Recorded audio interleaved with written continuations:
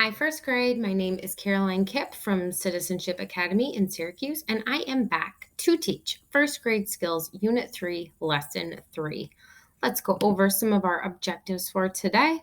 We are going to ask and answer questions orally and in writing about the story The Two Dogs. We're going to talk about and describe characters, events, and facts from The Two Dogs.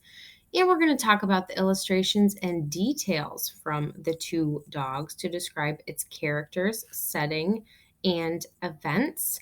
And we are going to build simple and compound sentences orally in response to prompts. Let's get started. The Two Dogs. Once two dogs met.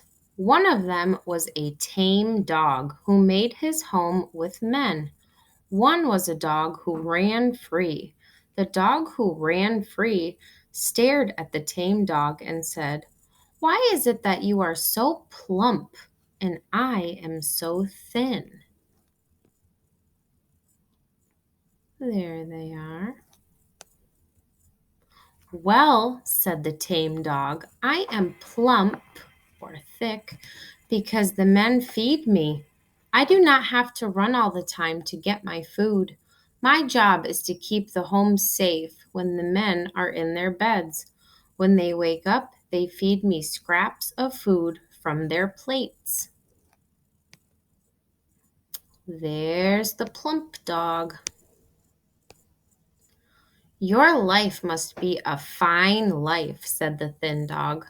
"I wish my life were like yours."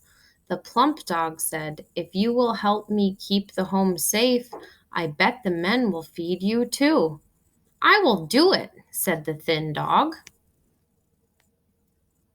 There's the thin dog. But just as the thin dog said this, the moon shone on the neck of the plump dog. The thin dog said, "What is that on your neck?" "I am on a rope when the sun is up," said the plump dog. "Rope?" said the thin dog. "Do they keep you on a rope?" Well, he looked sad for him. "Yes," said the plump dog. "When the moon is up, the men let me run free. But when the sun shines, they keep me on a rope. I cannot run and be free when the sun is up, but it is not so bad."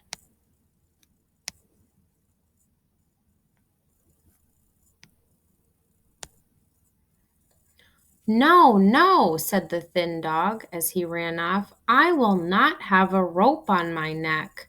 You can be plump. I will be free."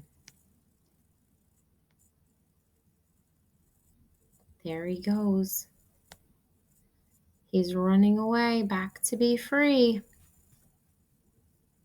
All right, now I am going to do a sound off. I want you to clap when you hear the ooh sound. All right, listening ears up. This is just a short, silly story, okay? So you're going to clap when you hear the ooh sound. Ready? Here we go. Stew, Booth's tooth is loose. It is hard for Stew to chew his food. Soon, Stew will lose his tooth. When Stew loses his tooth, he will get a brand new tooth. How silly was that? All right, I am going to read it again, but I'm not going to clap in between, okay? I want to hear you clap. All right, here we go. One more time. Stew Booth's tooth is loose. It is hard for Stew to chew his food. Soon, Stew will lose his loose tooth. When Stew loses his tooth, he will get a brand new tooth. That was a lot of clapping. My hands are sore. Nice work. Okay, so we read the story, The Two Dogs. Now we're going to go over some discussion questions and then we're going to be all done. So, were there any parts of the story that were confusing to you? There was one part that was confusing to me, why the thin dog wanted to be tied up, like the plump dog. I think maybe he thought it would be easier to get scraps of food from the men, but being tied up doesn't sound like a great deal to me. All right, number 2. The tame dog says his job is to keep the men safe when they sleep at home. What do you think the dog does to keep the men safe? Hmm,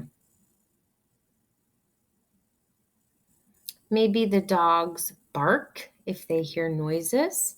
They might know that someone was trying to break into their house, or there might be a stranger there that the men aren't expecting.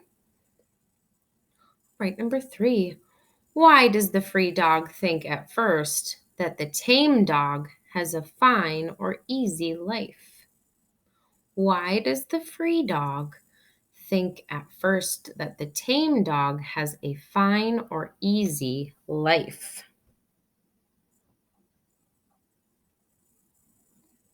Remember, the men he lives with feed him scraps of food so he is plump and not hungry. Number 4, why do you think the free dog is thin? Remember, he's not tied up.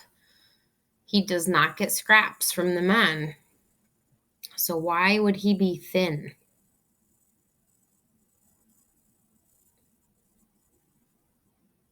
Probably because the free dog has to find his own food in the wild, right? And he gets a lot of exercise running around in the woods and wherever he goes. He doesn't have anybody feeding him, and he's not tied to a rope. All right, number 5. What do you think is the lesson or moral of today's story?